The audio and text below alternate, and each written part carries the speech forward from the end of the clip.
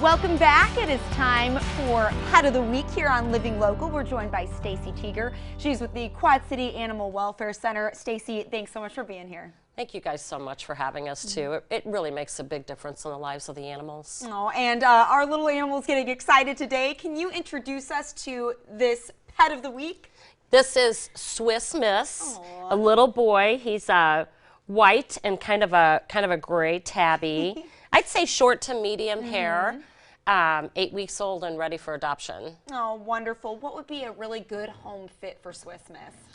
You know, I think an active family, he's very playful too, so either adopting him with another kitten or having a cat in your home or a dog that likes to play. I think obviously you can Oh, he is so playful. You can see how playful he is, and he's really sweet too. One of your production people just came out and she picked him up and he licked her face. Oh my goodness. I know. I almost thought she was just going to take him home. I tried.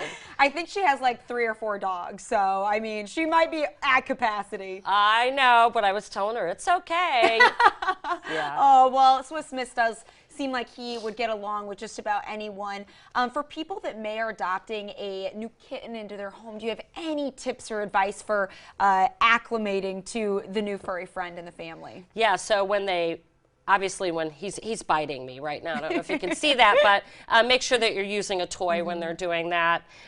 They don't know where their litter box is, so it's like being at someone's house that you've never been to before and you have to ask where the potty is. Right. So put their litter box, their food and water in a room that has a door that closes so that they can get used to where their potty boxes. And if you have new pets, do a really slow introduction. The last thing you want to do is go home and, you know, here's the new furry family member with your pets, because they need some adjustment time too. Right, it's like us moving in with a stranger. You know, we'd like to have a few conversations over coffee or something before you get a new roommate. So making sure that adjustment is a slow process and gradual. That's some great tips. Now, I know that you guys are hosting a microchipping and rabies clinic coming up. What are the details on that? Yeah, so it's Saturday, November 16th. It's at our South Park Mall location from noon until 3.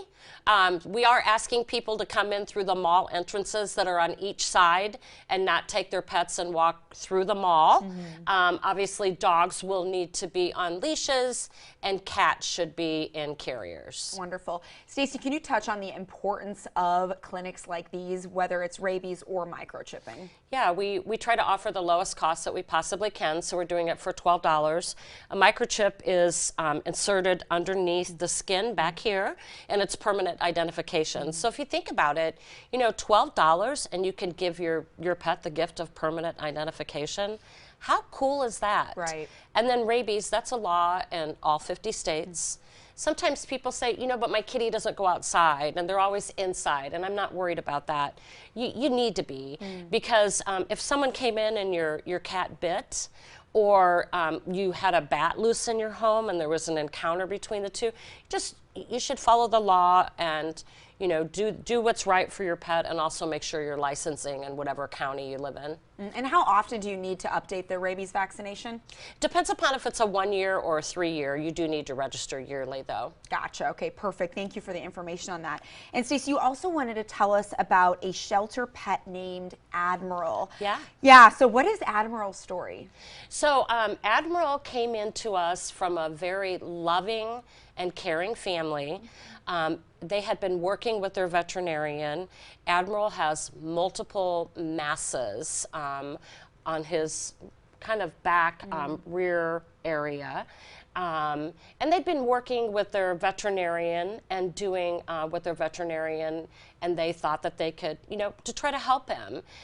They had some circumstances change in their family, and they were unable to keep him. So he came into us, and our veterinarian wants to be a little more aggressive with him and wants to go ahead and remove those masses. So that surgery is tomorrow. We'll start with 2 masses. We'll let him recover with our medical team and in foster care, and then we'll remove the 3rd. And we'll obviously, you know, look at those and biopsy those and hope that they're benign. So that's where we're at with him. But, you know, you and I were talking. You can't judge situations.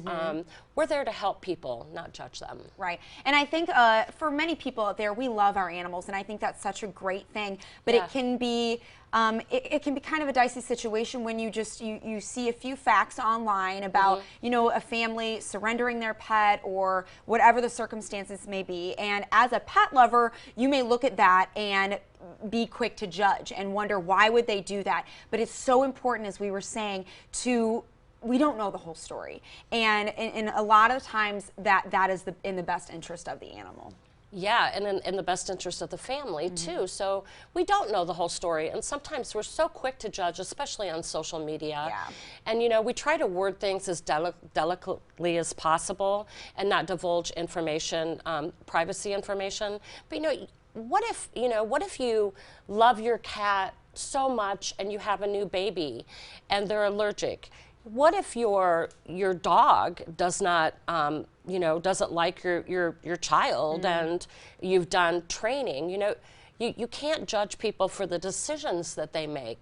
Those are hard decisions for people, and Admiral's family love him, and they had circumstances change in their life. He came into us, and our veterinarian decided to be a little bit more aggressive with his treatment.